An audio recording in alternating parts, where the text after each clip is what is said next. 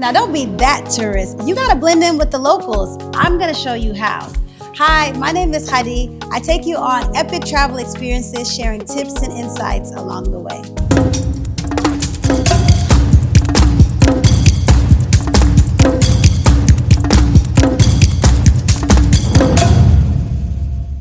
Now, when you travel to any country, make sure you're researching the local dress code. Clothing is the major way to show your respect for the country and their culture.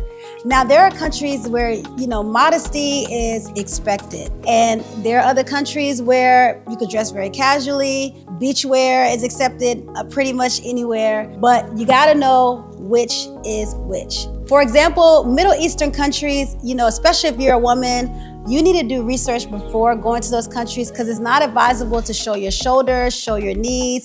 Some countries you're gonna have to wear a head wrap, some you don't, but again, research.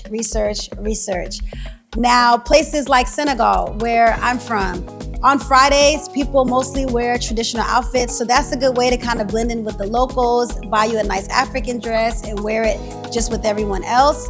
Now, if you're going to the Caribbean or the islands, like for instance, when I went to Anguilla, I wore, beachwear with a cover up practically kind of everywhere. Like it's a very laid back vibe there. Climate is another thing that you want to consider. If you're going to a tropical destination or going somewhere in the summer where they're actually celebrating their summer season, you want to make sure that you're wearing lightweight fabrics like cottons and linen. And if it's cold, you want to lean towards heavier fabrics like wool, your heavy coats, heavy sweaters and scarves to keep yourself warm. Now, the next topic we're going to talk about is tipping.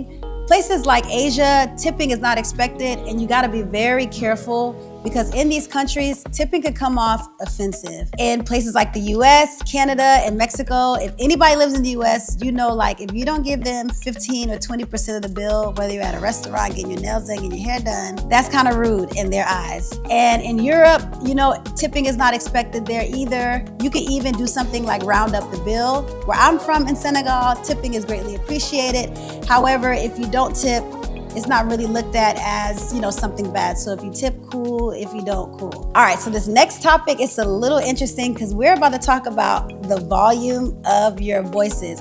You remember when you were in grade school and your teacher would be like, shh, inside voices? Yeah, that's a thing. Like some countries, they strictly apply this rule. Countries like Japan, European countries. I had a friend, she was in Germany with her friends. They're at a restaurant having a good time. Here comes a waiter, and the waiter is basically like, I need you guys to lower your voices. And they were like dead serious, So that kind of speaks to what we're talking about right now. You want to research these things because some will go as far as calling the police on you. They really do take it that serious if that is a part of their culture.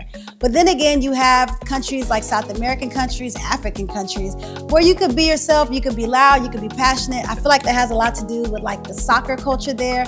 But again, those kind of countries, you can really lay your hair down and don't have to deal with too much judgment. But don't take my word for it 100%. Read the room. Whenever you walk into a place, just look around and see what the average people are doing and just follow suit. I think that would be the best thing to do. And my favorite part about traveling, honestly, is learning new languages. Like this is the funnest part, honestly. That's something you always want to walk away from a trip with a few new words under your belt. Like for instance, if you go to Senegal, tell them nangadef. Or if they tell you nangadef, you can reply and say mangifi, which is I'm fine. You go to any Middle Eastern country, you can say salamu alaikum. And then if they tell you salamu alaikum, you can say wa alaikum salam. If you go to France, you can say bonjour. And then they could say back bonjour. Like this, it's just so fun. And if you go to a place like Colombia, Puerto Rico, Dominican Republic, you could be like, hola, ¿cómo estás? Muy bien. It's just so fun. I think that's the best way to blend in, even if they know that you're not from there. That is a major, major way just to show your appreciation for the language and the culture. Wherever you're traveling to, make sure you're researching the exchange rate. You want to make sure you know these things because this will help you from not getting overcharged. For instance, like in Senegal, the dollar is about 550, 600 CFA. So as you spend, you're going to feel like you're getting a lot for your money. Versus you go to a European country where the dollar is a lot less than, say, the euro. So things may feel like they're a little expensive. There's also different etiquettes to paying for things like negotiations. This is kind of fun for me. I have fun with it in the beginning. I'm not gonna lie, I didn't. But when I started to learn the practice and do it more and more, it did become fun. Because when you go to countries similar to the Middle East or Africa, negotiation is key. Best believe that what the first price that they tell you is not the right price. This happens in Asian countries too. I'm gonna tell you a little story about when I was in China. I already know that they negotiate there and I wanted to play the game. So I saw something that I liked. The lady told me the price. I cut the price in half and told her that I'm not going any higher than that price. She said that wouldn't work for her and I walked away. So she follows me and she's like, okay, how about this price? It still was higher than where I was willing to go, so I told her no. And I stayed strong on the price that I wanted to pay, and she told me that's not gonna work for her. And I'm like, okay. So I walk away, she follows me again. We ended up meeting in the middle, but it's just kind of to show you how it could be like this cat and mouse game depending on where you are. And depending on what you're trying to do. If you really have a budget that you're trying to stick to that budget. And if vendors come around you and they're trying to sell you things that you really don't want to buy, it's okay to politely decline and walk away. And if they follow you, just be like, honestly, I'm so sorry, not today, and walk away.